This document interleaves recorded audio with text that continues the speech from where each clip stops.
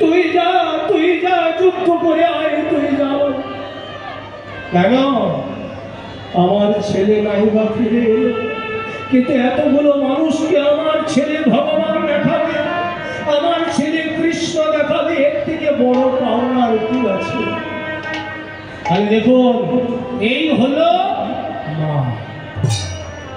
যেমন না, মা জানে আমার ছেলে আর কোনোদিন ফিরে আসবে না, তবু বলছে তুই যা। এই হলো মা, ছেলেকে ধর্মের পথে এগিয়ে দিচ্ছে না।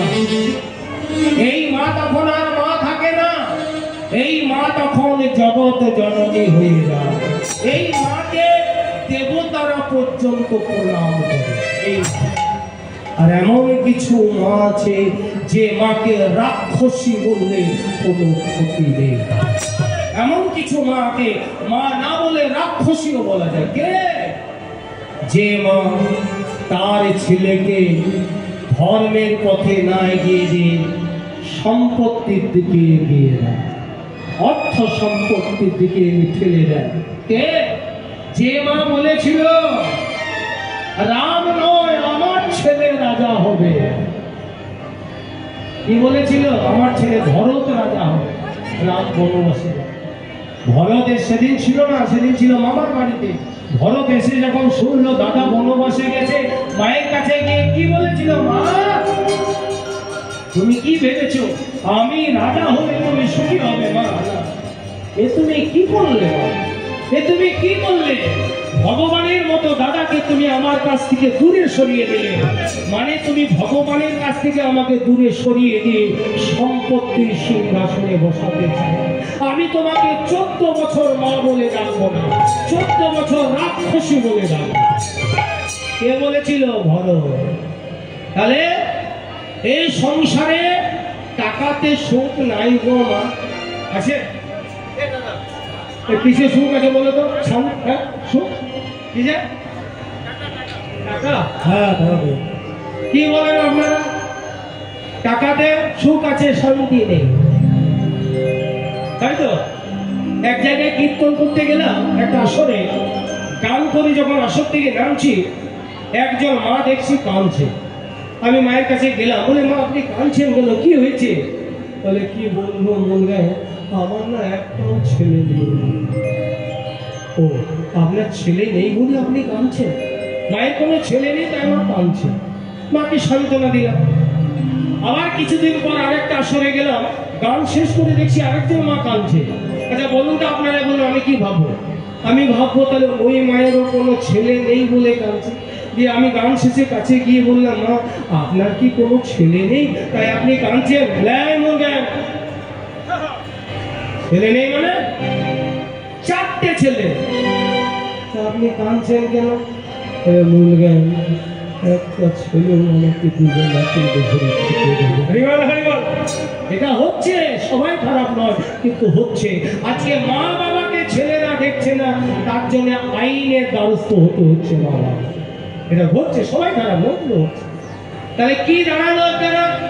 একজন মায়ের ছেলে নেই বলে কাঁদছে, একজন মায়ের ছেলে আছে বলে কাঁদছে। তাহলে বলুন কিসে সুখ আছে? ছেলে নেই বলে কাঁদছে, ও ছেলের জন্য কাঁদছে। আবার এক জায়গায় গেলাম, একজন গালে হাতে বলে দাদা তো চিন্তা কিসের? বলে টাকা নেই। টাকা নেই? তা আপনার টাকা নেই বলে, বলে টাকা নেই বলে এত চিন্তা। আবার একজনের এত টাকা যে টাকার জ্বালাতে ঘরেই দেখতে পাচ্ছে না। তা বলুন কিসের শান্তি আছে, কিসের সুখ? এই সংসারে যদি সুখ আছে, শান্তি আছে, হরির নামই বকে বলম, হরিবল হরিবল, হরিনাম ছাড়া শান্তি নেই। শেষের দিকে সম্মান হয়ে যায়, তাই মাগো। তাই এই মা আর মা থাকে না, এই মা তখন জগৎ জননী হয়ে যায়। এমন মানুষ, এই মানুষগুলোকে দেবতার আসনে বসানো যায়। এই মানুষই দেবতা হয়, এই মানুষই রাক্ষস হয়। মানুষ কখন দেবতা হয়? এই দুর্গাপুরের মোড়ের মাথায় মাথায় দেখবে একটা করে স্ট্যাচু লাগানো আছে। কোথাও স্বামী বিবেকানন্দ, কোথাও রবীন্দ্রনাথ ঠাকুর, কোথাও কাজী নজরুল ইসলাম, কোথাও গান্ধীজি, কোথাও বিবেকানন্দ, সবার একটা করে মূর্তি লাগানো আছে। আছে না? এরা কারা? এই যে মূর্তিগুলো লাগানো আছে এরা কারা? এরাও মানুষ, কিন্তু এদের কর্ম এদেরকে দেবতার আসনে বসিয়ে দেয়। তাই মানুষের কর্ম মানুষকে দেবতার আসনে বসায়, মানুষের কর্ম মানুষকে রাক্ষস বানায়। তাই মা আসি, মা তোমার চরণে প্রণাম। ভক্ত সুদন্না মায়ের চরণে প্রণাম করে যাচ্ছে। আরেকজনকে যে দেখা করতে হবে, মা যুদ্ধে যাচ্ছে, আর ফিরে আসবে না, আরেকজনের সঙ্গে দেখা করতে হবে। সে কে? যাকে 7 পাকে বেঁধে এনেছিলাম, যায় তার সঙ্গে আমরা দেখা করি। সুদন্না যে গেছে তার কাছে, তার স্ত্রী সত্যবতীর কাছে। সত্যবতী তখন সকালবেলায়, ভোরবেলায় একটি ফুলের মালা নিয়ে নারায়ণের মন্দির থেকে মালা হাতে নিয়ে বেরিয়ে আসছে। সুদন্না বলছি, সত্যবতী, সত্যবতী তুমি ভোরে উঠে গেছো? বলে, হ্যাঁ স্বামী, এই দেখো স্বামী, আমি না একটা মালা গেঁথে এনেছি। এই মালাটার নাম হলো বিজয়ী মালা। এটি আমি তোমাকে পরাবো স্বামী। কেন? তবে সত্যবতী, স্বামী আমি জানি, তুমি না বললেও আমি জানি তুমি আজকে কোথায় যাচ্ছ। সত্যবতী, আমি কোথায় যাচ্ছি তুমি জানো? হ্যাঁ, আর আমি এটাও জানি তুমি যেখানে যাচ্ছ আর কোনোদিন ফিরে আসবে না। সত্যবতী, সত্যবতী তুমি জানো? হ্যাঁ আমি জানি, আজ পর্যন্ত যারা অর্জুনের সঙ্গে যুদ্ধ করতে গেছে কেউ ফিরে আসেনি, তাদের বউগুলো সব বিধবা হয়ে গেছে। তুমিও ফিরে আসবে না, তাহলে তুমি আমাকে বাধা দেবে না? তাহলে কীর্তন কি শুনলাম? আমি তোমাকে বাধা দেব না, তুমি যাও, তুমি ধর্মের পথে এগিয়ে যাও। এরই নাম হলো সহধর্মিণী। সহধর্মিণী কাকে বলে? বিয়ে করলাম আর স্ত্রী সহধর্মিণী। যে স্ত্রী তার স্বামীকে ধর্মের পথে এগিয়ে যেতে সাহায্য করে, সেই হলো সহধর্মিণী। তাহলে সহধর্মিণীর কাছে এসে, সত্যবতী তাহলে তুমি আমাকে বাধা দেবে না? বলে, না স্বামী, আমি তোমাকে বাধা দেব না। তাহলে এই যে সুদন্না, একটা কথা বলে দিই মা, তার মাকে প্রণাম করে এলেন। মাকে প্রণামটা কিভাবে করলেন?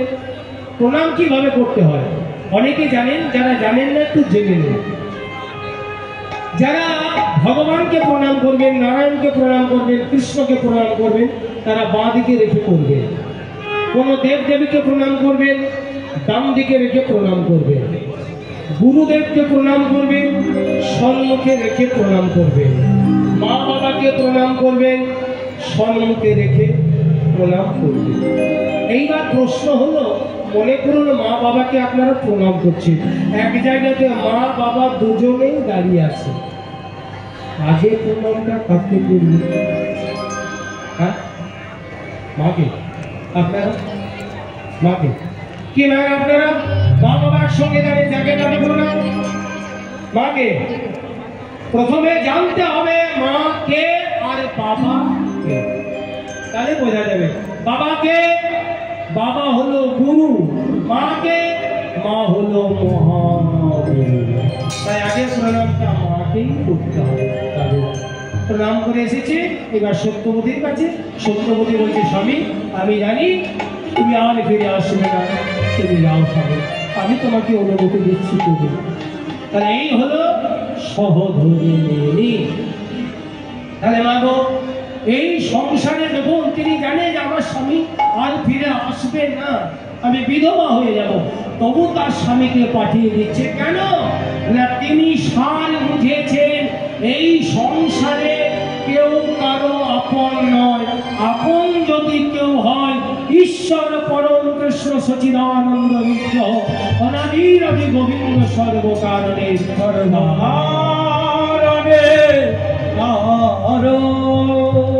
তার স্ত্রী সার বুঝেছে এই সংসারে কেউ আপন নয়, আপন যদি কেউ হয় ভগবান। তাই এই সংসারে মা স্বামী বলুন, স্ত্রী বলুন, পিতা পুত্র ভাই বন্ধু কেউ নয় না মা। যার জন্য এত বাড়ি বানালাম, যার জন্য এত ভালোবাসা, যার জন্য এত সোনার গহনা কিনলাম, যার জন্য এত বসনে কিনে দিলাম, শেষের দিনে চারজনা যখন কাঁধে করে নিয়ে চলে যাবে, বলো হরি, তখন সব দিকে যাকে আপন বলেছিলাম, আপন কে? সব দিকে কেউ বলবে আমার স্ত্রী, আর স্ত্রীরা বলবে আমার স্বামী। কিন্তু দেখুন এই সংসারে কেউ কারো আপন নয়। যার জন্য মর ভেবে সে কি তোমার সঙ্গে যাবে? তুমি যার জন্য মর ভেবে বলো বলো সে কি তোমার সঙ্গে যাবে? যার জন্য মর ভেবে সে কি তোমার সঙ্গে যাবে? তুমি যার জন্য মর ভেবে সে কি তোমার সঙ্গে যাবে? সেই প্রেয়সী ছাড়া সেদিন সেই প্রেয়সী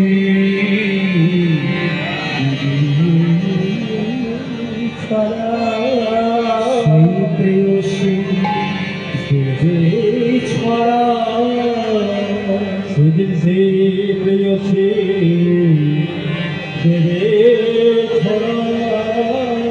কি করবে মা সেদিন?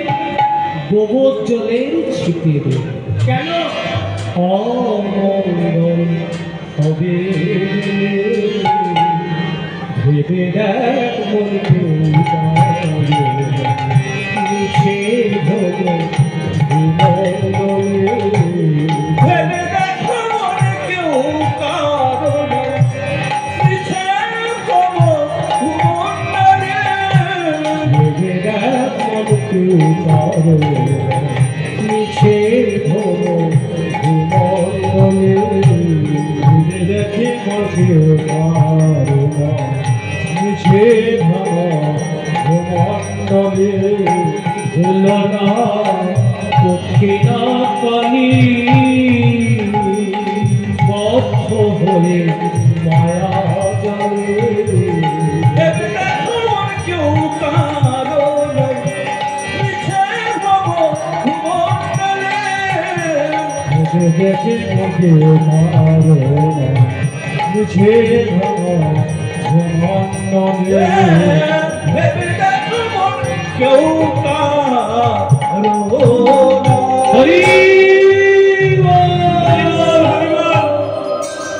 স্বামী তুমি যাও, আমি তোমাকে অনুমতি দিলাম। তাহলে সত্যবতী আমি আসি। সত্যবতী আচ্ছা মা, রাজা কটায় ডেকেছে মনে আছে তো? কটায়? সবাই চলে গেছে 6টার মধ্যে, 5টা 6টায়।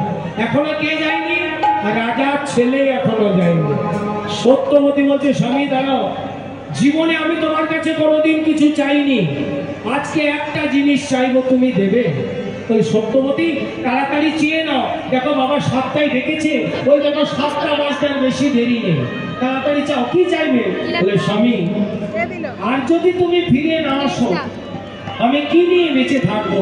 তাই যাবার আগে তুমি আমাকে একটি সুসন্তান দিয়ে দাও। সত্যবতী হয় না সত্যবতী। স্বামী দেখো সত্যবতী বাবা ডেকেছে 7টায়, ঘড়িতে এখন 7টা বাজতে আর দেরি নেই। সত্যবতী বলে স্বামী আমি তোমার স্ত্রী, কোন স্ত্রী যদি স্বামীর কাছে সব বস্তু চায় স্বামীর দেওয়া হচ্ছে কর্তব্য, তুমি দেবে কি না দেবে তোমার ব্যাপার, আমি চাই। ভক্ত সুদন্না দেখলো সত্যবতী তো ঠিকই বলছে, স্বামী স্ত্রী যদি কিছু সব বস্তু চায় দেওয়া কর্তব্য স্বামী। তাই কি করলেন সুদন্না?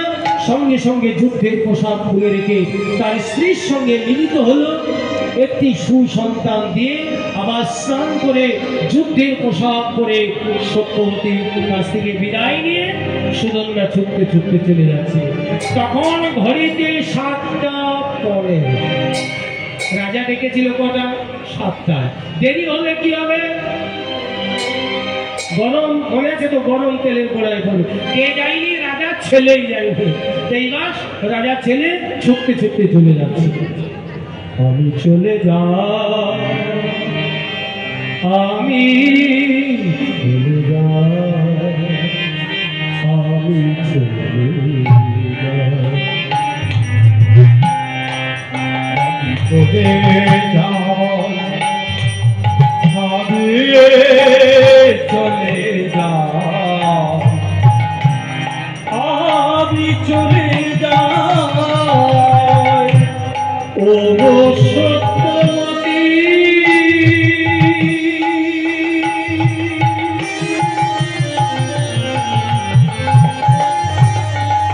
সত্যবতী,